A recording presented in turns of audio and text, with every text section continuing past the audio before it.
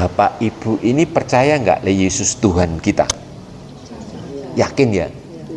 Lah Bapak Ibu harus tahu kata Tuhan, ya, kata Tuhan itu berasal dari bahasa Sanskerta. Untuk menerjemahkan kata kurios bahasa Yunani yang artinya Tuhan.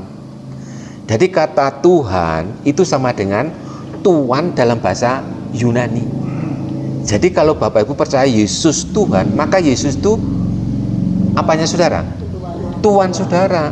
Kalau saudara Yesus Tuhan saudara, maka saudara itu apanya? Hambanya. Makanya saudara disebut dengan hamba Tuhan. Ya.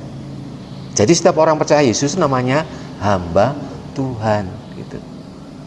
Nah, kalau hamba Tuhan, hidup dan matinya seorang hamba itu ditentukan oleh tuannya. Makan nggak makan ditentukan oleh tuannya. Ya. Kalau Bapak Ibu sudah tahu identitas saudara, maka saudara akan tahu saya ini siapa sebenarnya gitu. Saya ini adalah hamba Tuhan. Dan kalau kita hamba Tuhan, maka kita harus taat kepada perintahnya tuannya. Bapak Ibu sekarang gak usah bingung tentang perpuluhan, karena semua saya lihat sudah perpuluhan semua untuk jemaat L1. Ya, entah itu ada cuma 1/5%, 2%, 6%, 10%, bahkan ada 80%, gak masalah. Tapi ingat, ukuran yang kita pakai tadi akan menjadi ukuran yang diberikan kepada kita. Paulus mengatakan siapa memberi banyak akan menerima banyak, siapa memberi sedikit akan menerima sedikit. Itu bukan menjadi batu sandungan. Itu bukan menjadi saudara nggak perlu berpikir, waduh lah aku pendapatku 5 juta saulan apa cukup lah kabene. Nggak perlu dipikir itu. Itu cuma cara mengatur keuangan, cara mengelola keuangan yang bentuknya nyata di depan kita. Tapi ada prinsip yang Bapak Ibu harus tahu dulu. Ya, dari seluruh Alkitab Perjanjian Lama, Perjanjian Baru, cuma satu yang diperintahkan Tuhan harus sudah temukan dulu. Matius 6 ayat 33, coba. Carilah dahulu kerajaan Allah dan kebenarannya, maka semuanya itu akan ditambahkan kepadamu. Yang ditambah apa? Ayat 32. Semuanya itu ayat 31-nya. Apa itu? Apa yang kamu makan? Apa yang kamu minum? Apa yang ini bicara apa ini? Kebutuhan apa ini? Kebutuhan pokok. Gitu. Dan Tuhan ngomong carilah, Yesus bicara langsung, carilah dahulu kerajaan Allah dan kebenarannya, maka kebutuhan pokokmu ditambah. Kan gitu toh? Yang utama, gitu. Coba kita lihat bahasa aslinya. Carilah dahulu kerajaan Allah. Kerajaan itu bahasa aslinya basilia. Basilia itu pemerintahan raja. Nah, carilah dahulu kerajaan. Di mana kerajaan? Kerajaan ini bahasa aslinya itu basilia. Itu pemerintahan. Jadi kalau Bapak Ibu mau diperintah oleh Yesus, oleh Tuhan, dan menemukan kebenarannya itu artinya kebenaran firman-Nya, artinya aturan yang Tuhan pakai, atau dikatakan firman Tuhan, aturan yang di firman Tuhan. Jadi kalau Bapak Ibu taat kepada firman Tuhan,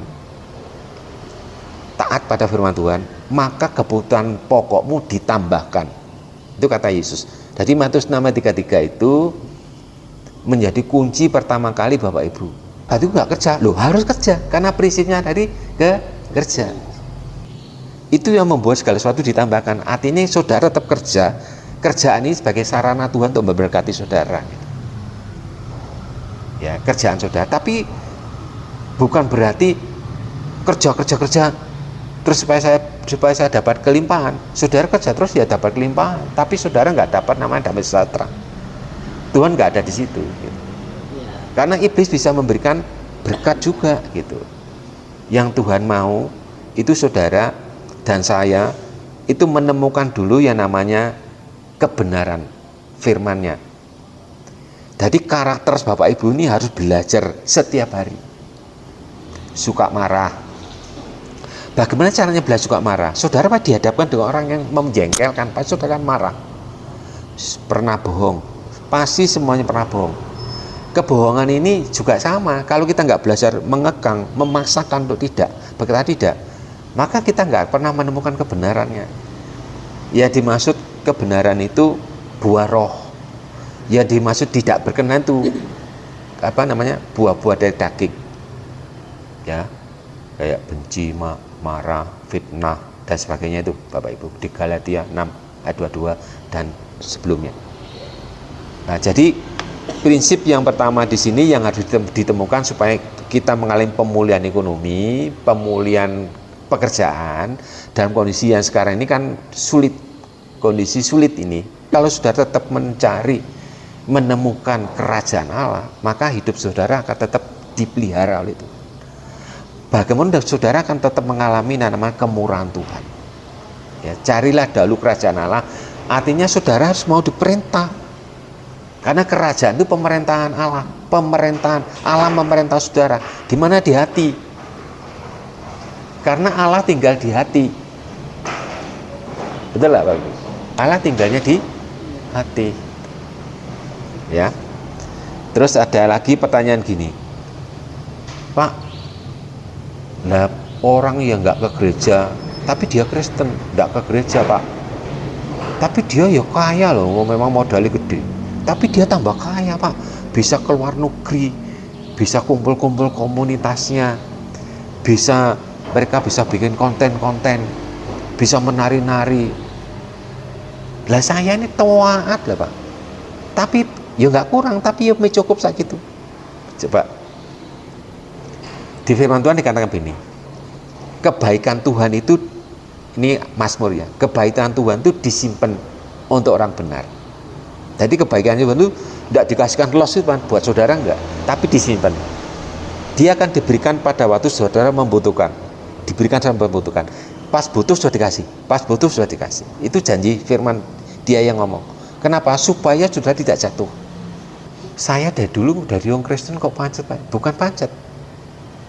Ekonominya kok ada ngomong, iya ada ngomong sama cerita sama Budi sial. Sing sepi, sing enggak laris, macam-macam itu ngomongannya. Gitu loh, Bapak Ibu.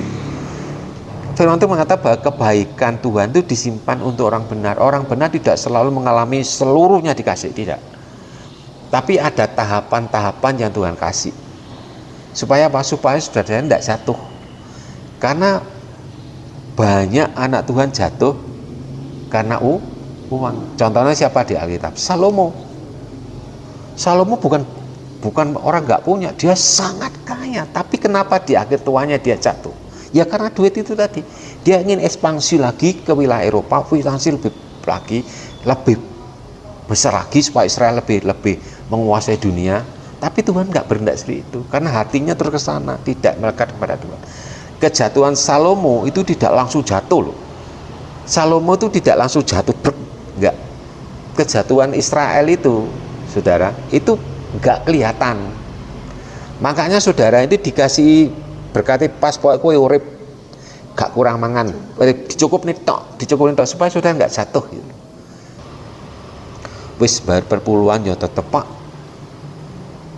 Perpuluhan itu tidak menjamin kita kaya, bukan. Yang menjamin saudara kaya itu setelah saudara menemukan kerajaan Allah dan kebenarannya itu tadi. Kerajaan Allah itu apa? Pemerintahan Allah. Allah memerintah hatimu gitu loh, kasarnya.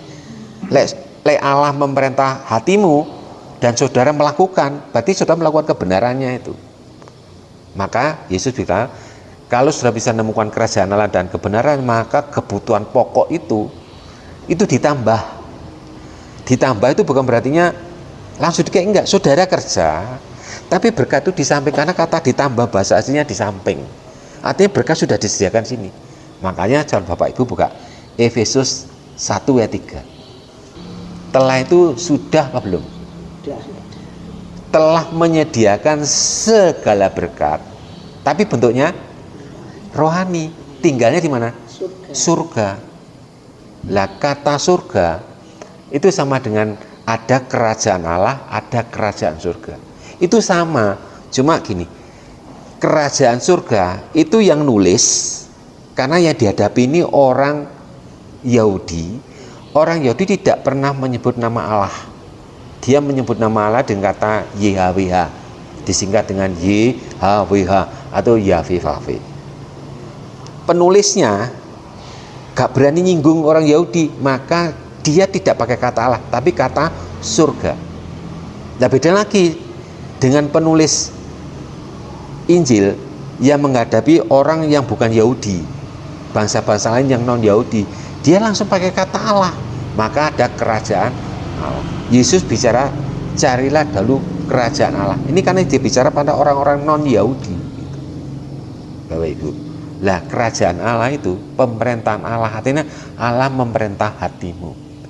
Taat pada firman, terus firman merubah hidup kita, berarti kita telah menemukan itu. Kalau kita telah menemukan itu, maka Tuhan berjanji semua kebutuhan itu akan ditambahkan dalam pekerjaan kita itu.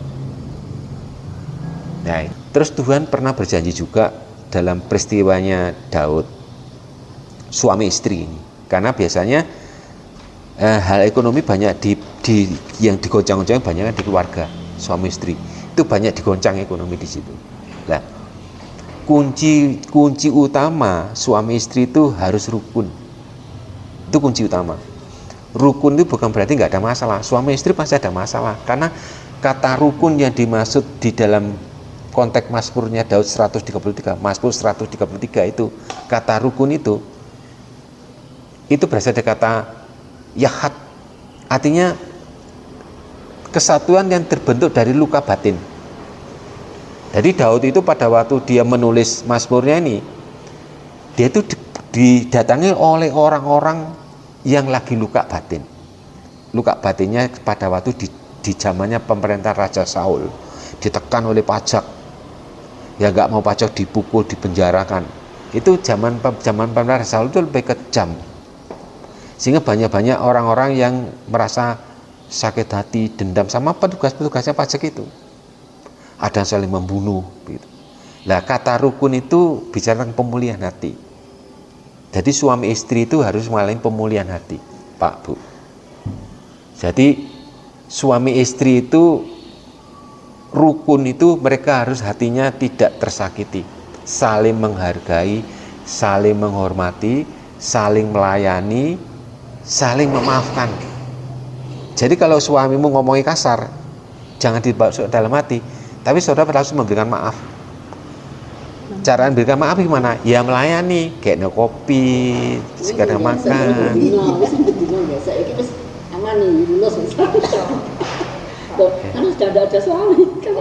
Tapi juga karena rukun itu masuk dalam keluarga itu juga suami, istri dan anak. Ya, suami, istri, anak. Ini kan tambah anak tambah banyak masalahnya gitu. Tapi kita harus rukun. Cari dulu. Kalau Bapak Ibu setelah menemukan kerajaan Allah dan kebenarannya, artinya Bapak Ibu belajar taat dan melakukan firman-Nya, sehingga Bapak Ibu mengubah karaktermu berubah. Namanya memberi itu cuma perintah di kuping, kasih jangan dipegang. Kalau dapat kasih, nanti Tuhan akan melimpahkan lagi. Semakin sering sudah berbuat itu, semakin peka Dia berbicara sama kita. Lah karena biasanya menjadi karakter, sehingga pada waktu kita melihat orang butuh, nggak usah disuruh, Roh Kudus sudah langsung perintah kasih. Nah, Tuhan pasti mencukupkan. Ya, nah ini Bapak Ibu.